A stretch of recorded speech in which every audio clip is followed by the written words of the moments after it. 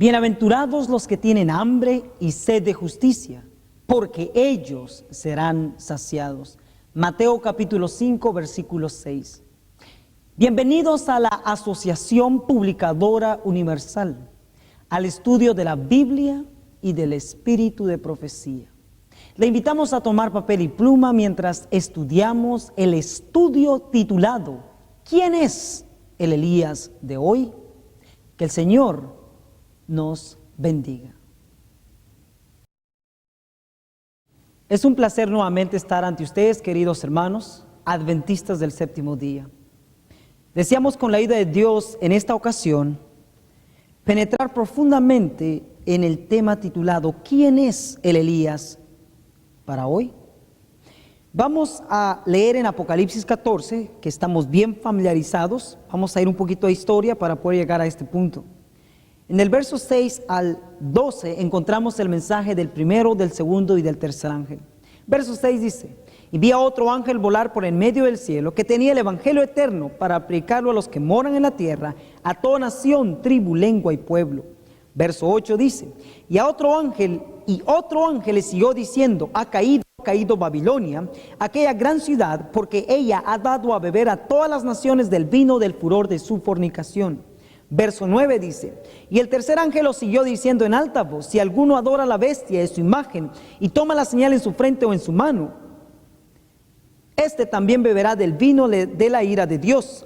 Aquí está la paciencia de los santos, aquí están los que guardan los mandamientos de Dios y la fe de Jesús. Brevemente aquí encontramos el mensaje del primero, del segundo y del tercer ángel. Estos, 1, 2, 3 de Apocalipsis 14. Pero vamos a ver que hay más que el mensaje del primero, segundo y del tercer ángel. En el libro Joya de los Testimonios, tomo 3, en la página 13 dice: hemos de poner a un lado nuestros planes estrechos y egoístas, recordando que se nos ha encargado una obra de la mayor magnitud y de la más alta importancia.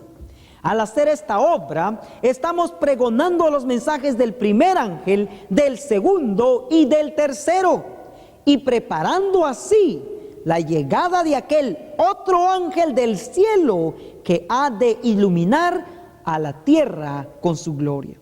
¿Qué es lo que encontramos aquí? Primeramente el consejo de poner a un lado nuestras opiniones preconcebidas y entender que tenemos una obra de la más grande magnitud, proclamar el mensaje del primero, del segundo y del tercer ángel.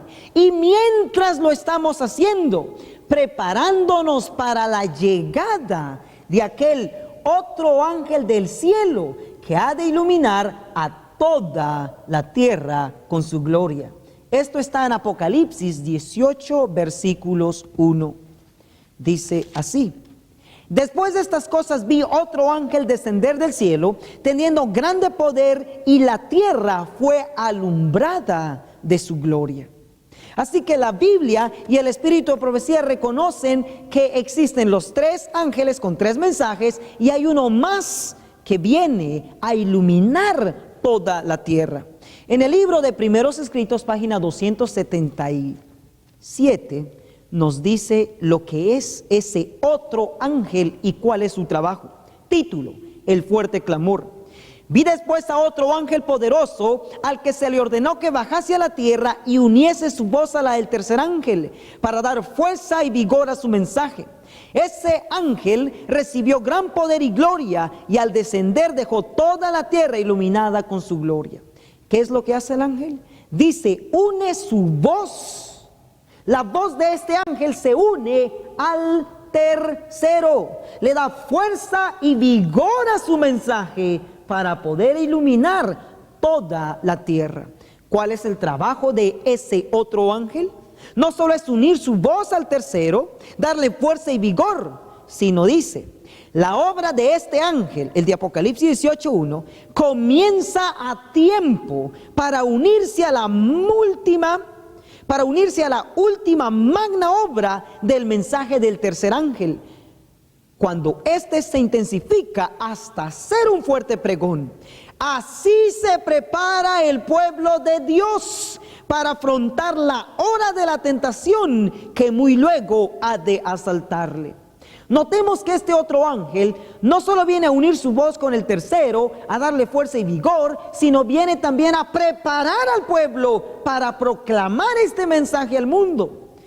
Sigue diciendo, este mensaje, el de Apocalipsis 18:1, parecía ser un complemento, un mensaje adicional del tercer mensaje. En otras palabras, lo que trae el ángel es algo adicional al tercero, un mensaje adicional que le da fuerza y vigor, resalta las verdades que el primero y el segundo y el tercer ángel han traído para poder en poder, bajo la instrucción del mensaje que trae el de Apocalipsis 18:1, iluminar toda la tierra. Pero previo a iluminar toda la tierra, Dios lo envía para preparar al pueblo. La pregunta es, ¿ya vino ese otro ángel? ¿Estará ya aquí ese otro ángel o está por venir? Veremos, queridos hermanos, que ese otro ángel que la inspiración nos motivó a estar esperando, vino hace más de 113 años. En el libro Mensajes Selectos, tomo 1, Mensajes Selectos, tomo 1, en la página 276, dice lo siguiente. Página 276 dice: la falta de voluntad para renunciar a opiniones preconcebidas y aceptar esta verdad fue la principal base de la oposición en Minneapolis, Minnesota, contra el mensaje del Señor expuesto por los hermanos E.G. Waggoner y A.T. Jones. En 1888, queridos hermanos, en el estado de Minneapolis, Minnesota, Dios, a través de Jones y Waggoner, dos pastores, envió el mensaje que venía a preparar a la iglesia para darlo al mundo. Lo envió en la Conferencia General de Minneapolis, Minnesota. Lo cual dice, suscitando esa oposición, Satanás tuvo éxito en impedir que fluyera hacia nuestros hermanos en gran medida el poder especial del Espíritu Santo que Dios anhelaba impartirles. El enemigo les impidió que obtuvieran esa eficiencia que pudiera haber sido suya para llevar la verdad al mundo, tal como los apóstoles la proclamaron después del día de Pentecostés.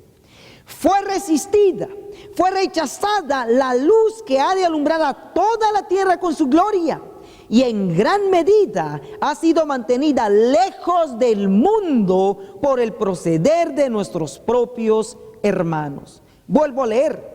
Fue resistida la luz que ha de alumbrar a toda la tierra con su gloria, y en gran medida ha sido mantenida lejos del mundo por el proceder de nuestros propios hermanos.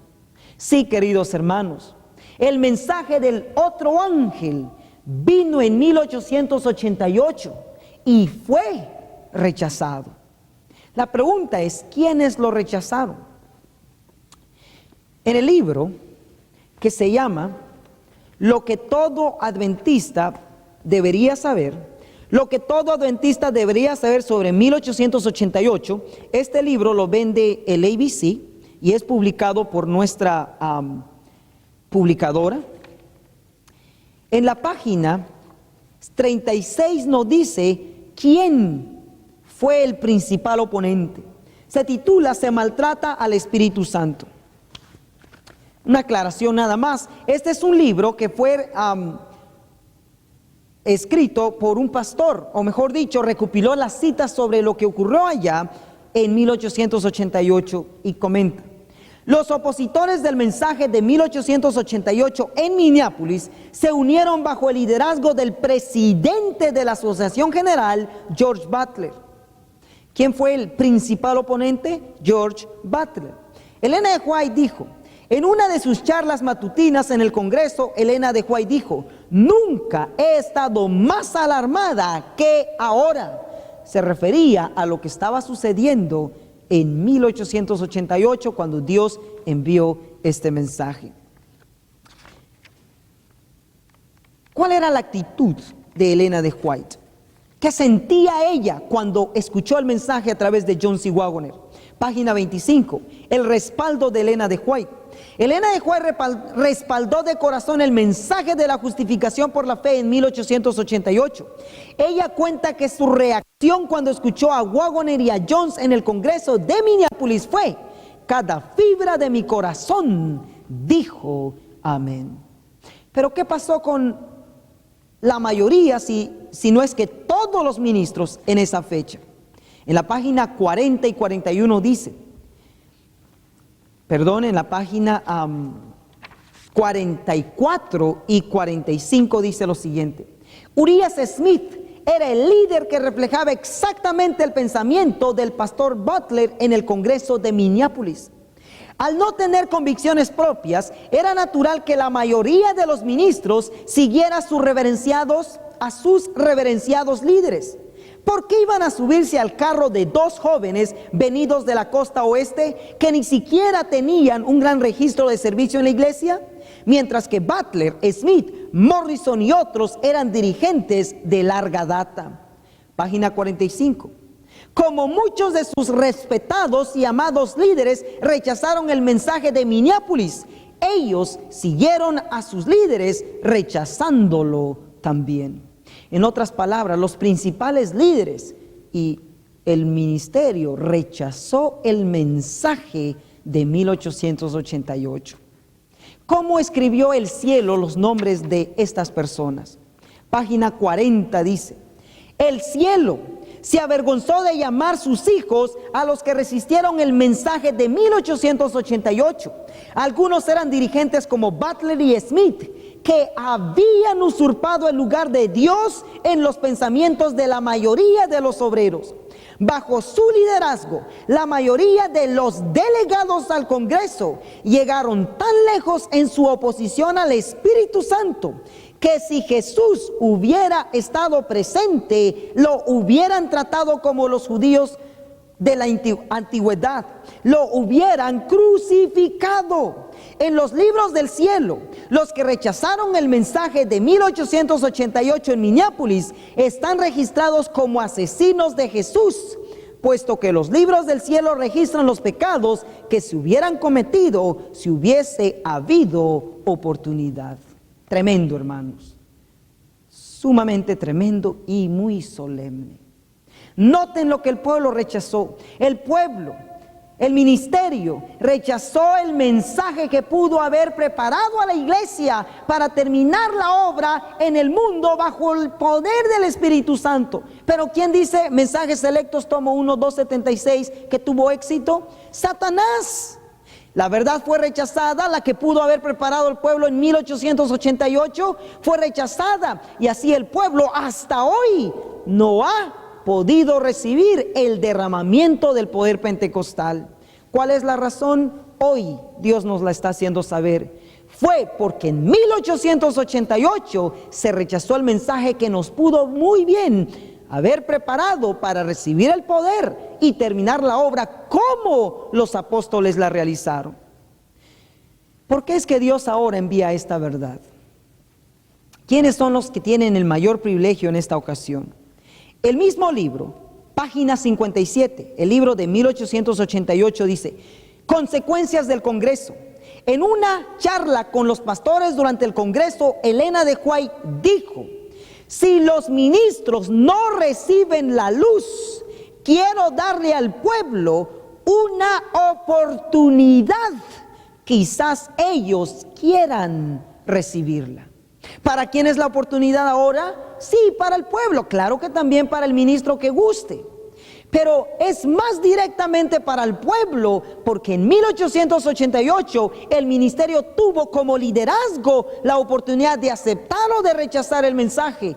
Hoy la oportunidad es para el pueblo y claro, para todo aquel líder que lo vea importante. Oh, queridos hermanos, ¿cómo se escribirán nuestros nombres si hoy rechazamos el mensaje que Dios está trayendo de vuelta al pueblo? Si el mensaje fue rechazado, ¿cuándo regresa? ¿Y quién lo vuelve a traer al pueblo? El hermano Jones dijo lo siguiente en una conferencia después de 1888. En este libro que se llama Reexaminado, 1888, en la página 6, el hermano Jones dijo lo siguiente: There will be things to come that will be more surprising than that was to those at Minneapolis. Habrán cosas que vendrán mucho más sorprendentes de aquellas que sucedieron en Minneapolis. Mucho más, dice, sorprendentes. More surprising than anything we have yet seen. Mucho más sorprendente de las cosas que hasta aquí hemos visto. And brethren, we will be required to receive and preach that truth. Y hermanos, se nos pedirá que recibamos y prediquemos esa verdad. Se nos requerirá que recibamos y prediquemos esa verdad. But unless you and I have every fiber of that spirit rooted out of our heart, we will treat that message and the messenger. Dice, pero a menos que desarraiguemos el espíritu que se manifestó allá de nuestros corazones, dice, nosotros trataremos, dice, al mensaje y al mensajero, by whom it is sent, por quien el Señor lo envíe. As God has declared, we have treated this other 1888 message. Como Dios nos ha declarado que hemos tratado ese otro mensaje de 1888. En otras palabras, aquí John se está diciendo de que el Señor había de sorprender de una manera más grande al pueblo, haciendo regresar el mensaje por alguien que muchos iban a rechazar tanto al mensaje como al mensajero, como lo hicieron y trataron el mensaje de 1888. En otras palabras, queridos hermanos, Dios ha de hacer que el mensaje regrese al pueblo a quien hoy le está dando una oportunidad más. La pregunta es, si el mensaje fue rechazado, John C. Waggoner no lograron lo que Dios quiso que lograsen con el mensaje en su tiempo. Ellen G. White fue sacada de Estados Unidos por 9 años a Australia. ¿Por qué? Por apoyar a John C. Waggoner. John C. Waggoner finalmente se separan y el mensaje jamás logró lo que el cielo quiso que se lograse. Esa preparación en el pueblo para poder recibir el poder del Espíritu y realizar la obra como los discípulos después de que recibieron el poder pentecostal. La pregunta es, ¿dejará Dios que su pueblo continúe tal como está? No, hermanos. Dios ha de regresar el mensaje y la pregunta es, ¿a través de quién? Aquí hacemos la pregunta, ¿quién es el Elías de hoy? Con esto en mente vamos a ver que la Biblia nos presenta 3 Elías. El primero está en Primera de Reyes, capítulo 17, versículo 1. Entonces Elías Tisbita, que era de los moradores de Galaad, dijo a Acab: vive el eterno Dios de Israel, delante del cual estoy, que no habrá lluvia ni rocío en estos años, sino por mi palabra. Notemos que Dios envió a este hombre cuando el pueblo estaba en grande apostasía y les hizo quitar la lluvia. En el libro Profetas y Reyes, en la página 83 y 85 nos dice la condición del pueblo. 2 años antes de la muerte de Asa, Acab comenzó a gobernar en el reino de Israel. Desde el principio su reinado quedó señalado por una apostasía extraña y terrible. Página 85 dice: ay, dice, cuánto se había alejado la gloria de Israel. Nunca había caído tan bajo en la apostasía el pueblo escogido de Dios. En la página 87 nos dice lo siguiente, y con ello preguntamos: ¿era Elías un reformador? Entre las montañas de Galaad, al oriente del Jordán, moraba en los días de Acab un hombre de fe y oración, cuyo ministerio intrépido estaba destinado a detener la rápida extensión de la apostasía en Israel. Elías consagraba toda su vida a la obra de reforma. Claro que sí, él fue un reformador, o sea, llamó al pueblo a un cambio, a volverse al Señor. ¿Por qué? Porque el pueblo estaba en apostasía. Ahí encontramos al primer Elías. Veamos al segundo Elías. En el libro de Mateo capítulo 11. Mateo capítulo 11, versículos 11 y 14. De cierto os digo, dijo Jesús, que no se levantó entre los que nacen de mujer otro mayor que Juan el Bautista, mas el que es más pequeño en el reino de los cielos, mayor es que él. Y si queréis, dijo Cristo, recibir, él es aquel Elías que había de venir. Así que Cristo ahora introduce a Juan el Bautista como el segundo Elías, el Elías de su tiempo. La pregunta es, ¿cómo se encontraba el pueblo en el tiempo de Juan el Bautista? ¿Será que se encontraba en la misma condición en que se encontraba el pueblo de Israel cuando vino Elías Tisbita? En el libro Deseado de todas las gentes, en la página 79 dice lo siguiente: cuando comenzó el ministerio de Juan, la nación estaba en una condición de excitación y descontento, rayana en la revolución. En medio de las discordias y las luchas se oyó una voz procedente del desierto, una voz sorprendente y austera, aunque llena de esperanza: arrepentíos, que el reino de los cielos se ha acercado. Con un poder nuevo y extraño conmovía a la gente. Los profetas habían predicho la venida de Cristo como anuncio de que se acercaba. Los profetas habían predicho la venida de Cristo como un acontecimiento futuro lejano. Pero he aquí que se oía un anuncio de que se acercaba. El aspecto singular de Juan hacía recordar a sus oyentes a los antiguos videntes. En sus modales e indumentaria se asemejaba al profeta Elías. Con el espíritu y poder de Elías denunciaba la corrupción nacional y reprendía los pecados prevalecientes. Sus palabras eran claras, directas y convincentes. ¿Cómo estaba el pueblo? En una corrupción nacional. En otras palabras, en apostasía. Pero no por eso Dios los puso a un lado. Al contrario, les envió a Juan el Bautista, el Elías de su tiempo. ¿Será que él fue un reformador, hermanos? El mismo libro, Deseado de todas las gentes, página 75, dice: Juan había de salir como mensajero del Eterno para comunicar a los hombres la luz de Dios. Un mensajero tal debía ser santo. Juan debía destacarse como reformador.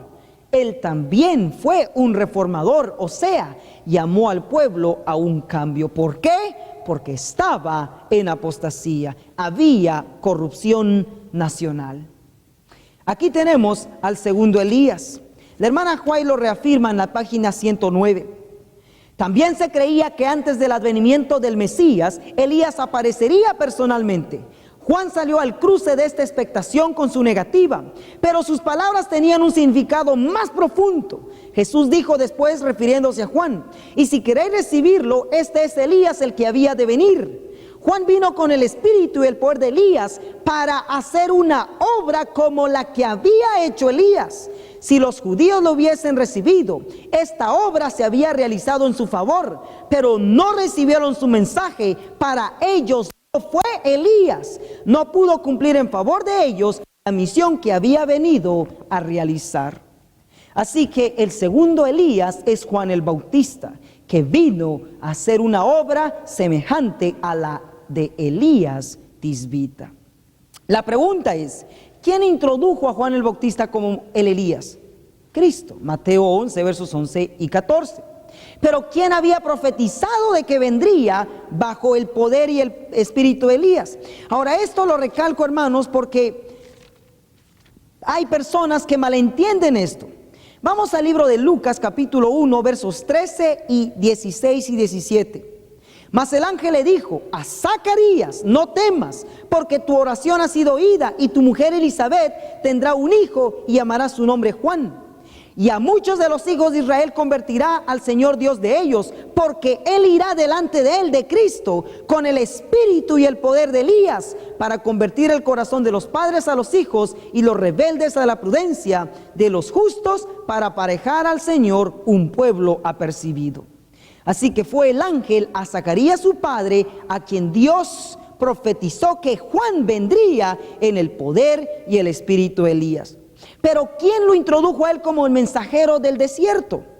En el libro de Marcos capítulo 1, versículos 2 y 3 dice: como está escrito en Isaías el profeta: he aquí yo os envío a mi mensajero delante de su paz, que apareje su camino delante de ti. Voz del que clama en el desierto: aparejad el camino del Señor, enderezad sus veredas. ¿Quién lo introdujo como el mensajero del desierto? Isaías el profeta. ¿Quién lo introdujo como el Elías de su tiempo? Cristo. ¿Quién profetizó que vendría en el poder y el espíritu? Elías. El ángel a su padre Zacarías. Vayamos ahora a ver al tercer Elías.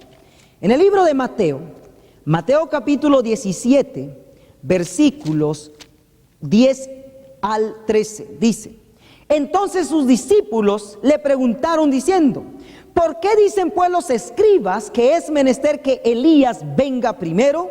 Y respondiendo Jesús les dijo: a la verdad, Elías vendrá primero y restaurará todas las cosas.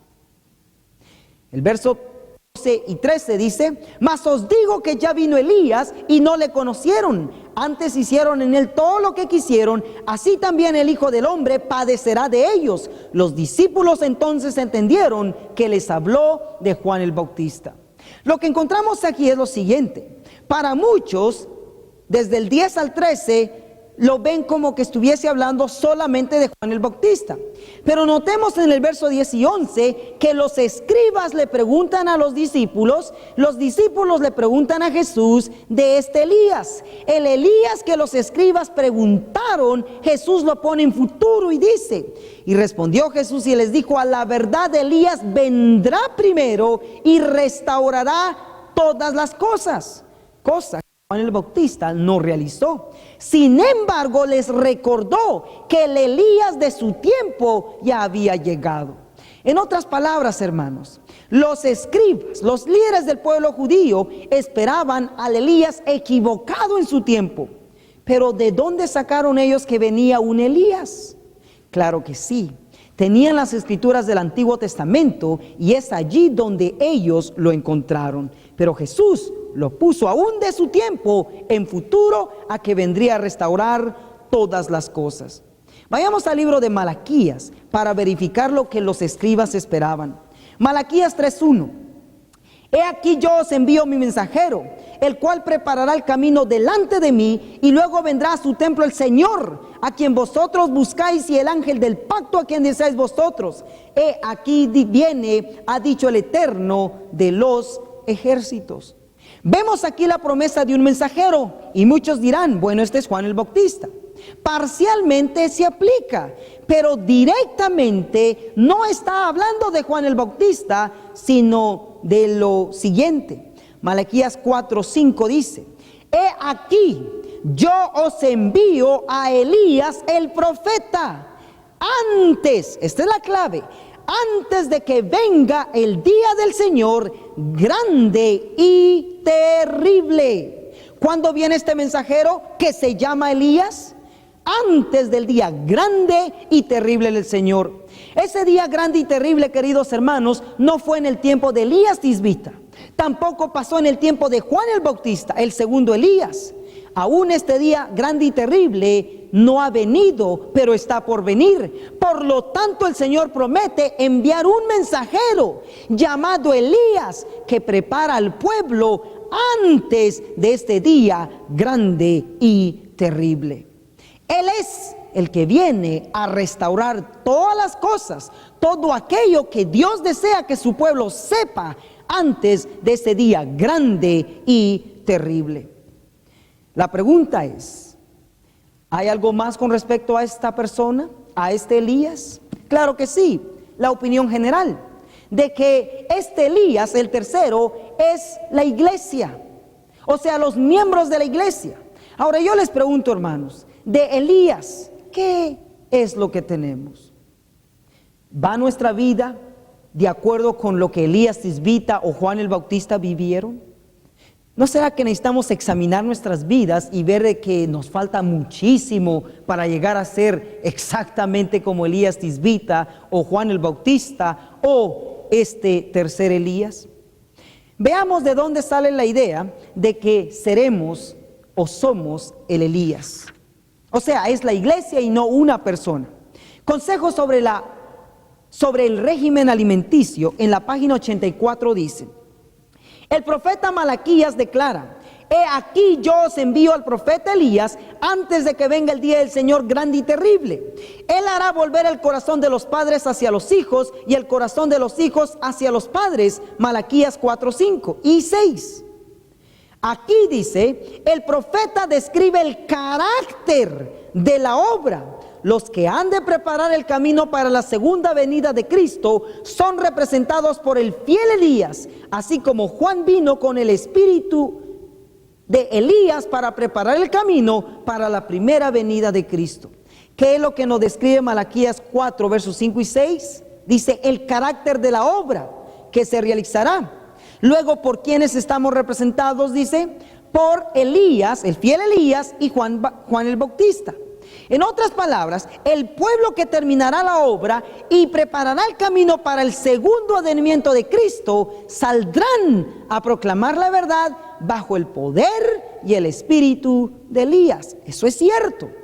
Pero no podemos salir en ello a menos que hayamos recibido el mensaje que desde 1888 fue traído y rechazado.